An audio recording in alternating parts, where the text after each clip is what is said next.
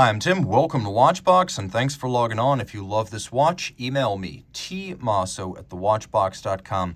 It's in the description below.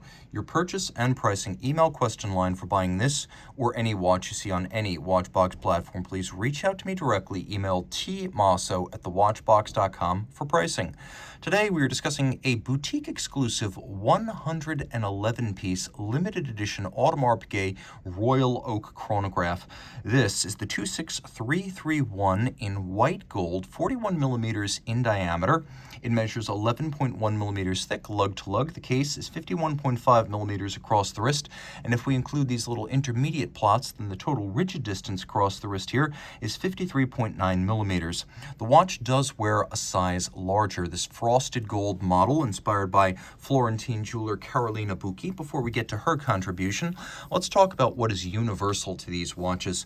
All in gold, it's physically massive, and with a broad profile and an integrated bracelet, it wears more like a 43 millimeter, so think of it that way. This is closer to a Royal Oak offshore in the way it wears than it is to the traditional 39 millimeter jumbo. That said, it's fairly flat and it does have a sloped bezel, so it'll wear just fine underneath a tight cuff. That said, keep in mind, wrist size of 16 centimeters circumference or larger. That is my warning to you. My wrist here is 16. Okay, finish. On a Royal Oak, it's always a highlight. Designer Gerald Genta penned the very first Royal Oak in 1972 as an article of jewelry that a man could wear. It just happened to have a timepiece attached. He was a jewelry designer. That was his passion. That was his primary trade. And so case flowed into lugs, flowed into bracelet without the chiseled effect here. The watch is extravagantly finished, with the bracelet by itself, again pre-chiseling, requiring up to 11 hours to finish by hand. The bevel of the mid-case expands over the lug hoods, continues perfectly aligned across the flanks. You can see that we have satin finish and profile vertically aligned. We have polished faces to the intermediate links that are only visible as you roll the links through the light. So 9 to 11 hours to finish the bracelet without the chiseling. That's not including the case back, or the bezel. Now, about this hammered effect. Florentine jeweler Carolina Bucchi created a special finishing, a tremblage finish, that's achieved with a very fine-tipped drill and takes excruciating hours to apply evenly across every surface of this watch.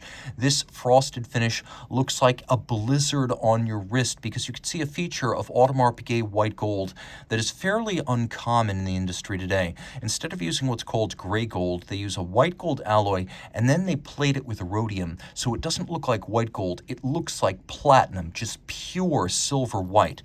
You can see that the bracelet's held to the case using screws and bars, which is nice. Redoubtable way to fix a bracelet to a case. No spring bars here. This is more expensive but also more secure. And we have removable links here fixed by matching white gold screws. So when you want to size the watch, you use a jeweler's screwdriver. Thick gauge white gold double swing arm clasp with twin trigger release. This is worthy of a Royal Oak offshore in solidity. So when it's closed, it stays closed. And you can see the AP logo external. The second part to fold. This is a sequential close, one after the other.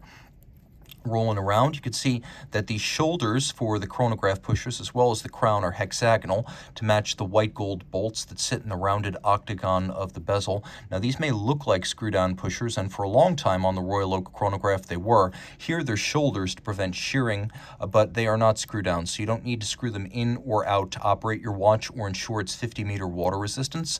We do have a screw-down primary crown, and the watch is a surface swimmable 50 meters with screw-down crown, so you are okay for surface swimming. We have micro faceting on the flanks. You can see that even the crown guards feature their own double faceted bevels. Quite attractive. You can see the same treatment rendered on the bezel, which has a satin outermost face, then a sloped polished facet, and then it's frosted across the top. And we have a dial with 3 different colors. We have a lovely silver satin. We have a Grande Tapisserie. The Grande Tapisserie is the bigger one compared to the Petite on the jumbo, but unlike the Mega on the offshore, the Grande Tapisserie is still cut on a pantograph lathe.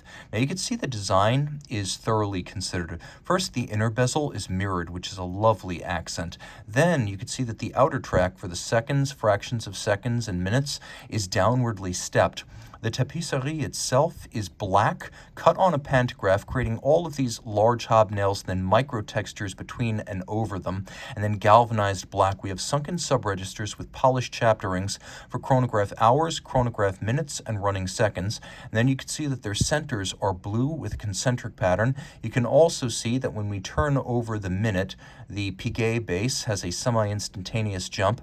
Hands, logo, as well as our indices are both made of white gold, so they won't oxidize and tarnish, and they are also fully loomed, so you can see this watch is easy to read at night.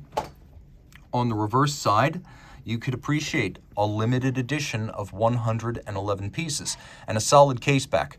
Inside we have caliber 2385, which is Audemars Piguet's terminology for a Frédéric Piguet 1185, which is a fine, thin, integrated, automatic column wheel vertical clutch chronograph.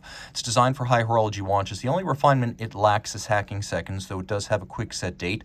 It has a vertical clutch for seamless operation of the chronograph, no jump or stagger, and it always resets perfectly to the index at 12. And the column wheel makes for crisp function selection and function cycling.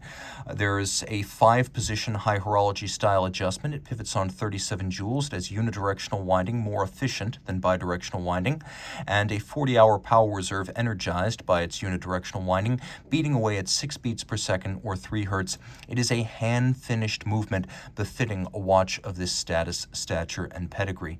Reach out to Team Mosso at thewatchbox.com for purchase and pricing details.